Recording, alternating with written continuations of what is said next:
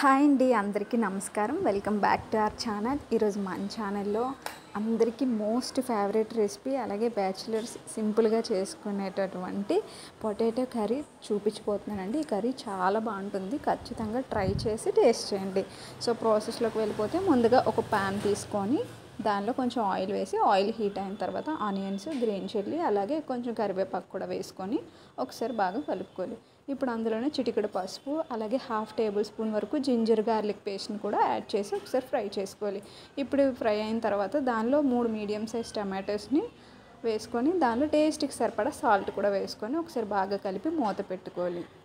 ఒక 2 నిమిషాల తర్వాత మూత తీసి చూస్తే టమాటో అంతా మెత్తగా మగ్గిపోతుంది కదండి. ఇప్పుడు పొటాటోస్ని కట్ చేసుకొని ముందుగానే పెట్టుకున్నాను, వాటిని కూడా యాడ్ చేసి ఒకసారి బాగా కలుపుకొని ఇప్పుడు మూత పెట్టి ఒక 2 నిమిషాల పాటు ఉడికించుకోవాలి.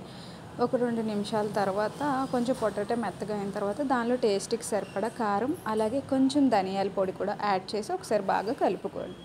ఇదంతా ఒకసారి బాగా కలుపుకున్న తర్వాత దీనిలో కొంచెం గరం మసాలా కూడా యాడ్ చేసుకొని ఇదంతా బాగా ఫ్రై అయిన తర్వాత ఇప్పుడు కర్రీ కన్సిస్టెన్సీకి సరిపడా వాటర్ అనేది యాడ్ చేసుకోవాలి. కన్సిస్టెన్సీకి సరిపడా వాటర్ యాడ్ చేసుకున్న తర్వాత ఒకసారి అంతా బాగా మిక్స్ చేసుకొని మూత పెట్టి మీడియం ఫ్లేమ్లో ఒక 5 మినిట్స్ కర్రీ అంతా ఉడికించుకోవాలి. ఒక 5 మినిట్స్ తర్వాత మూత తీసి చూస్తే కర్రీ అంతా ఇలా దగ్గరకు అవుతుందండి. అంతే, simple and tasty potato curry ready. నచ్చితే ట్రై చేయండి. వీడియో లైక్ చేసి ఛానల్ని సబ్స్క్రైబ్ చేయండి. Thank you.